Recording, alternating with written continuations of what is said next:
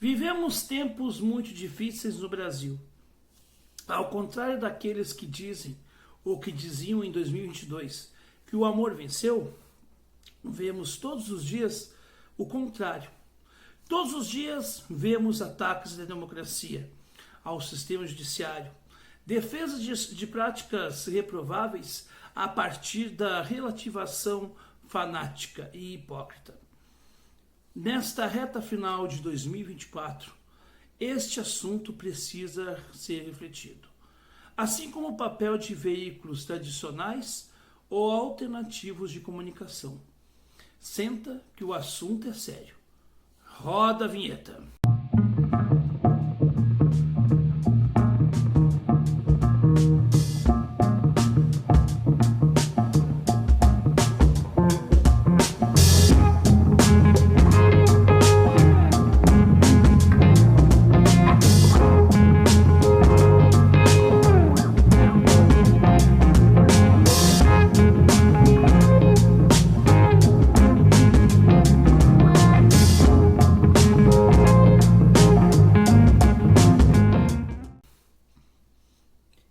Seja bem-vinda e bem-vindo a este humilde canal. Antes, os pedidos costumeiros. Se você gosta de vídeos reflexivos, críticos e analíticos, já deixe o seu like. Também se inscreva no canal, acionando o sininho das notificações para não perder mais nenhum conteúdo novo aqui. Bora? Muito bem, meus caros. Eu, neste sábado, assisti uma entrevista muito interessante com o jornalista Eugênio Butti, concedida ao Carlos Tramontina no canal do Flow News. E essa entrevista, ela é interessante porque ela tem ali como plano de fundo o caso da escola base. E ela arrumou também para uma série de observações interessantes e técnicas. Por isso eu recomendo você assistir ela depois ou dar uma pause agora e depois retomar aqui o nosso vídeo. Porque ela é importante mesmo, tá? Muito importante. E eu vou deixar o link dela na descrição e no comentário fixado.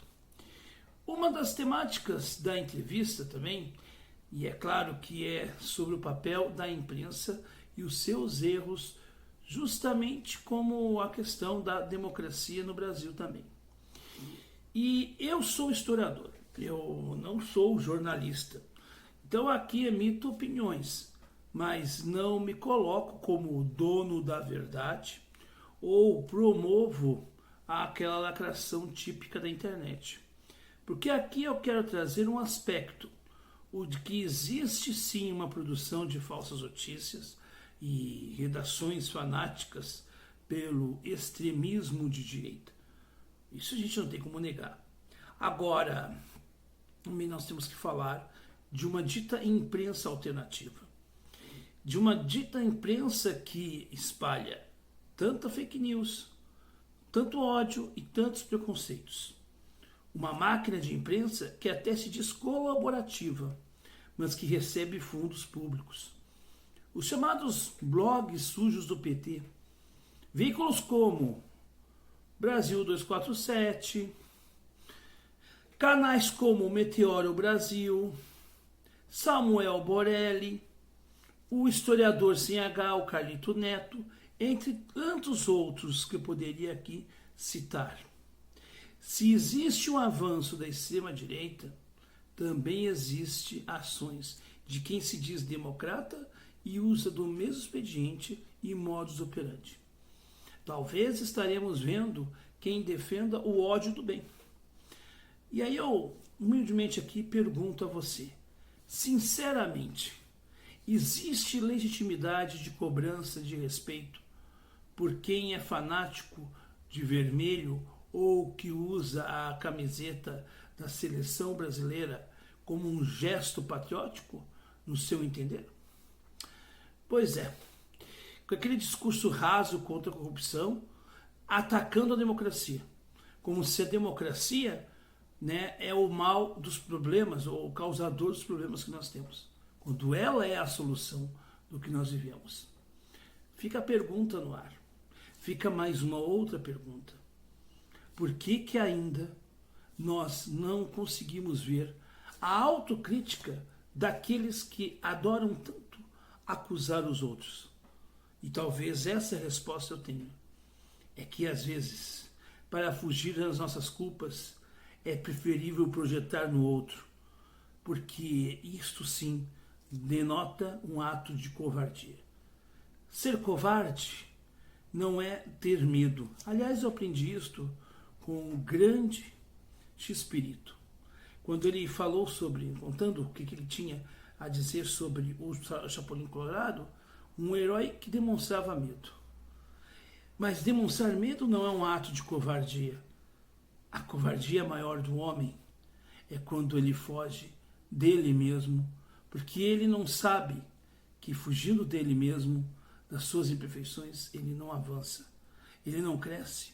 Então é melhor projetar para o outro, porque olhar para si exige a humildade de aceitar-se como é e exige a disciplina para mudar aquilo que você não quer.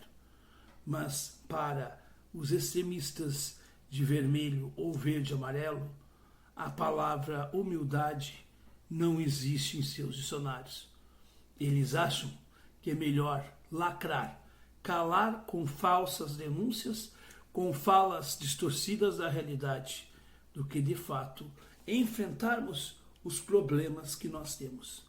O Brasil de hoje precisa discutir a democracia e entender que ela é um bem comum e que a democracia não pode ser defendida só quando lhe convém.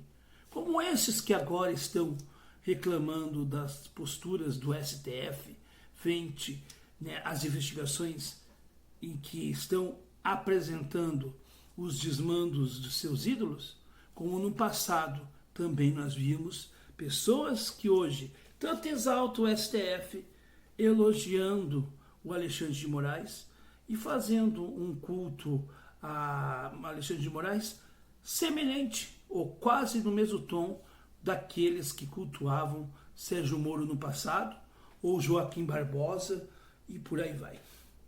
A gente precisa discutir isto. E eu repito, no Brasil nós temos uma crise de fundo moral e de fundo muito na questão reflexiva e analítica. Sabe por quê?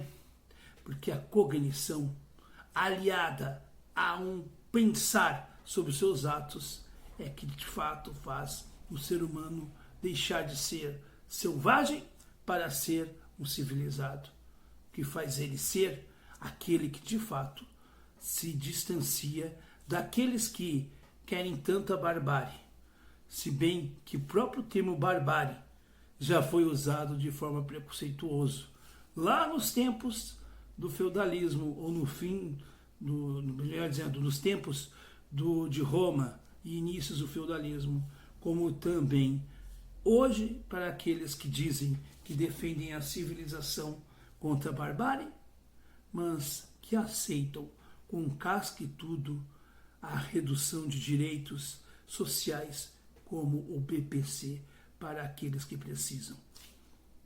Então, as contradições estão aí. E quem questiona-os é passível de extermínio. O extermínio digital que nós damos o nome de lacração. É isto.